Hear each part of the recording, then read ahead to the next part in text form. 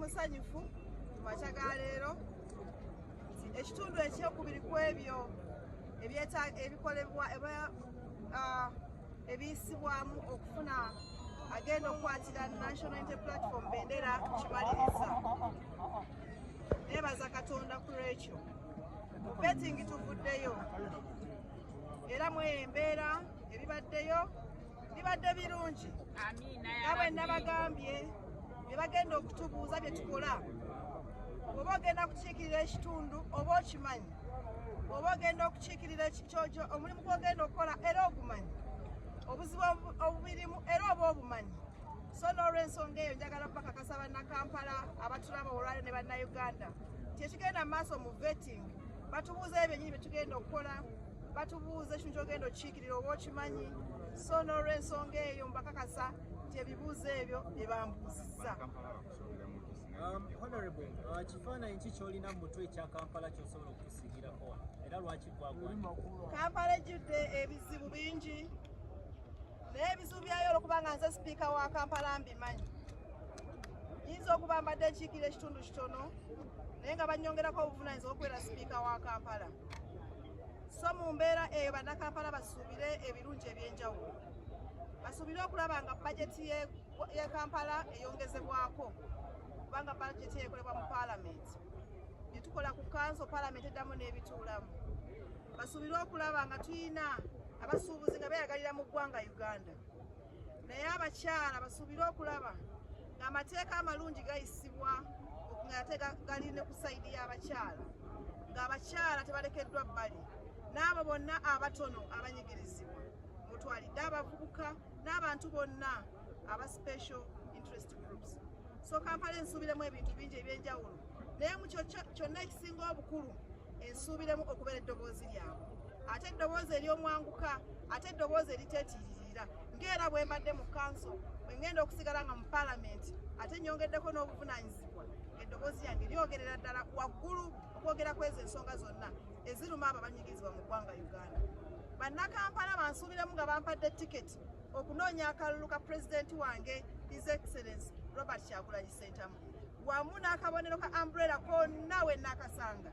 Bannakampala bansuubiremu ekyo kubanga ndi muntu akola n'abantu atakkiriza mu kibiina kyange n'ebyo biba bikivuddemu. Embiranye okusinga eri wakati wo ne Honorable Shamim Malende singa toweebwa kkaadi ne bagiwayo. Tuli basatu abeesimbyewo ku kifo ekyo ate process gye nazzeemu oba akanyomero kano nkeesiga era nkimanyi nti ekivaamu kyonna kye kigenda kuba nga kisinga obulungi era nga kyekigwanidde bannakampala temwerabira nti NUP maanyi g'abantu. Muluzungu, briefly in English, how was the vetting process? What you expected and what you found there? Maybe you can give us. Thank you very much. Of course, as I said earlier in the morning, that we are coming into the second process of identifying a flag bearer for the National Unity Platform. And here we are today. So what transpired in there are those questions that we know all. There is no way I could be aspiring for woman MP, Kampala district, and yet I don't know what I am supposed to do. What are the roles of the woman MP? There is no way they could ask me a question about Kampala, yet I have been the speaker and I failed to answer those questions. So that is what is in there, and I hope and believe that I answered them very well. Paint us a picture of the Kampala you see in your head that you want to put in action. Because I have been the speaker, a lot of so many challenges are in Kampala. We have seen a lot. We have seen so many challenges. We have talked about the issues, but our voices were lesser. So the picture that I want to paint, the new Kampala that we are going to have, the new Kampala we are going to have now is a Kampala that has a very good budget, that at least can accommodate some of the challenges that we have as the capital city.